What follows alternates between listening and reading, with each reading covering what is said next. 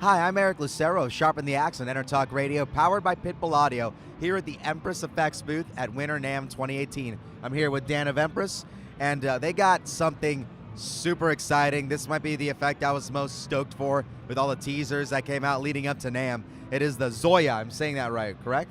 Right on this wonderful box right here. Dan's gonna tell us all about it. Yeah, so how I'd describe the Zoia would be a platform that lets you create your own musical things. So a musical thing could be an effect, like a delay or a reverb. It could also be a synthesizer, like a voice, like you can do polyphonics, FM synths, like basically anything you want, because all the building blocks are there, and it's up to you to put them on the grid, place them and connect them together, and build whatever you're looking for. Yeah.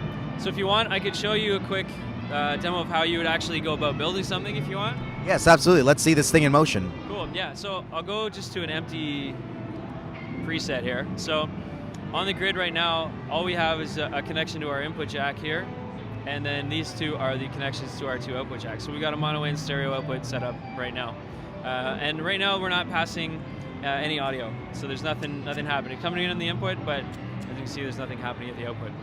So if I want to connect something together on this Zoia, all I got to do is hold down where it's coming from and then press where it's going to. So now I have a connection from here to the left output, and I'll do that again, and now I have a connection to the right output as well. So now we're just passing audio. So right now it's just an expensive patch cable, but we can improve on that. So let's do something like adding a delay line. Just click anywhere, like any empty square, and you can add a new module and drop it in and then connect it together. So that's what we're doing here. I'm gonna go to the audio category, and I'll pick a delay line. You can set the options, like what color it is, and any extra connections you want to it as well. So there I just added a tap tempo switch, because I'm gonna show you how you can connect it to a stomp switch as well for doing tap tempo. So now, here's our module. It's 4 squares long in this case, and it'll scale depending on how many controls you want in the inside. So first thing's always input, the last thing's always output, and the controls sit in the middle. So anything in the middle is a control. So in this case, there's the tap tempo that I added, and we have a modulation input as well. So to pass the delay line, all you gotta do is connect input to the input of the delay, and then output to the out of the pedals. So now, we have a dry signal going from here straight out, and then we should have one repeat, which will be delayed for whatever the delay time set at. So if I tap there, so now we're gonna have a 600 millisecond delay on that second delay line. So that should sound like this. All right, pretty straight up. But say I want feedback so that I'm gonna get trail, so it keeps going. That's pretty simple too, because all you have to do is feed the output of the delay line back into itself, and it'll keep recycling the sound now. And then use the strength of that connection to determine how long you want it to take for the feedback to actually decay down. So, right, so there we go. And the stronger that signal is, the more is going to get recycled back, which means the longer it's going to take to decay. Well, it's in the negatives right now, and that would be a relatively short delay time. And as you push it to 0 or beyond, that's when you're going to see the amount of repeats go up. Exactly, yeah. So 0 would be the full deal. It's like just connecting a cable, right? Oh. That would be a full connection. Like you're trying to set a delay to oscillation, infinite repeats. Yeah. Like if you crank it up, it'll self-oscillate. Yeah. So say I was mentioning about the tap tempo, how you can connect it here. I'm just gonna show you how to do that quick. So you can press again any empty square to add a new module, and then in this case we're gonna add an interface to the stomp switch here. So we can drop that in, and now this is just a connection to the stomp switch, and we can use that to control the tap tempo by connecting it the same way we did with the audio path. So now we can send the tap signal, so if you look here at the delay time, you can send the tap signal there and set your delay time that way too. And no MIDI mapping, no need to dive into software, it's all on the surface right here. Yeah, exactly, and we wanted to try and keep you out of menus as much as possible. So we've done that by using the buttons for pretty much everything, and even like more advanced functions like moving and deleting and saving presets and things like that are all still done with these special keys. So you just press shift, like if you want to move this grid, you just press shift, move, and then you just like click where you want it to go, right? So even stuff like that doesn't need a menu. So we've tried to minimize as much time you spend. That's what you guys are known for, smart engineering.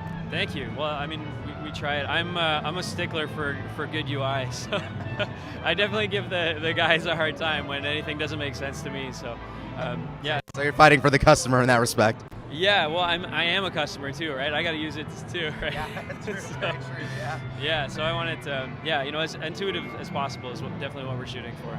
Yeah, and especially because this is going to be such a different format for most guitarists.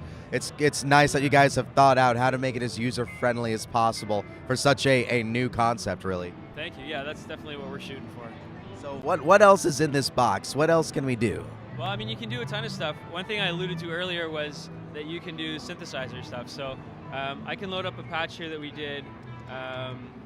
This is your Mega Synth. This is a 4-voice polyphonic FM synth that we built from scratch using oscillators, ADSRs, a couple VCAs, and a filter. So we made that into a voice, which we have on the chart here, showing you kind of like how we actually connected it. And then we packaged that into what we call a super module, which basically lets you drop that whole chunk in just as like another module. So you don't have to repeat adding all those things. And then we just did that 4 times. So now we have 4 voices of polyphony, which is, you know, if you look at this, in a lot of ways it's similar to Eurorack, where you have all those modules, you can connect them together. But in Eurorack, it's pretty tough to get polyphony because you would need 4 of everything, right, in order to get those 4 voices. Where you have a whole wall panel all of a sudden. Yeah, which looks amazing, but you know, try carrying that to a gig, right? So it's nice that we can do it simply and easily. You can just copy and paste, and you get as many voices as you need, like really quickly. And then you can also save it all in a preset too, which is hard to do for Eurorack as well, right? Yeah. I've never seen a preset for Eurorack. Now, can customers do their own super modules, design those within?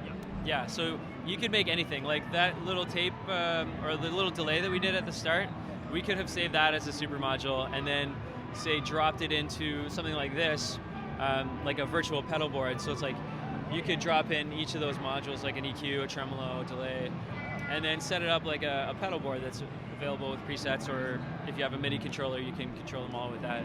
So say, as an example, like a cover band kind of situation or tribute band where you have distinct sounds or trying to match them on record, and you know you can only do so much with enough pedals with presets. They can essentially make a number of virtual pedal boards as presets and scroll song by song in that case, as it were, or if you know, for any original project, have your pedal board for the song set up as you go.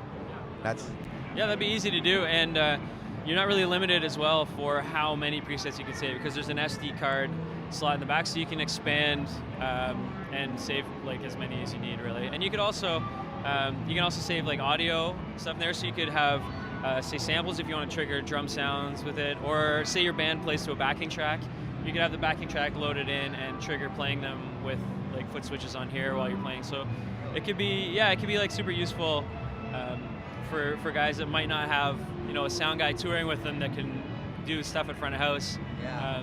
It's you know, you can do it all here on stage. You know, if you're playing a mono rig, you can have, you know, one output going to your guitar like normal, and the other you can send to front of house and be your backing tracks or something like that. So it really lives the routing's like up to you, right? So you can set it up to do whatever you want. That is another thing I would have not have thought of with that SD card slot. Yeah, you can do your own walk-on music or samples you play back in between, any of that.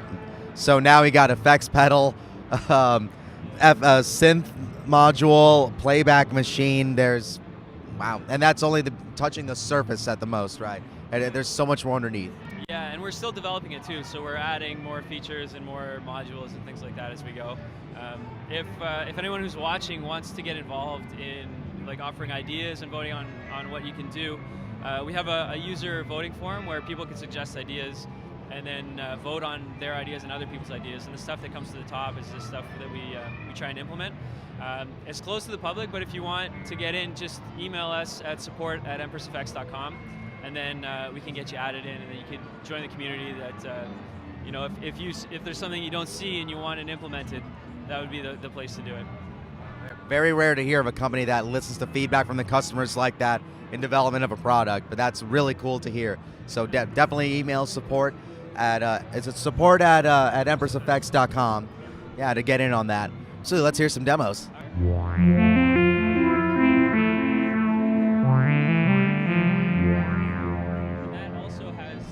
This also has tap tempo for the delay, because this goes out of the synth into a delay, so you can also control that with tap tempo, which is pretty sweet.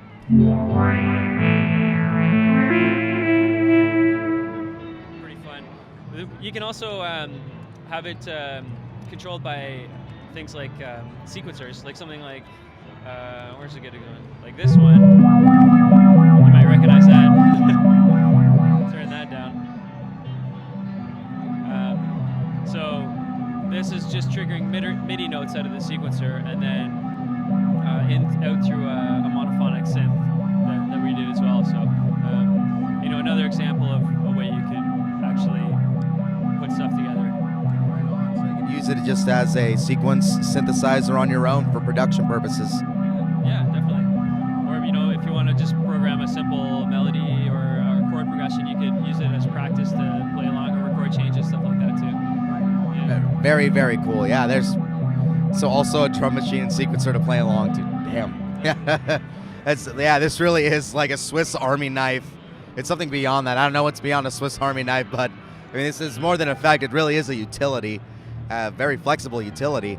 But that is so cool. These probably set around maybe summertime. These will actually become available. Early summer, right on. And we'll definitely be carrying them at pitbullaudio.com.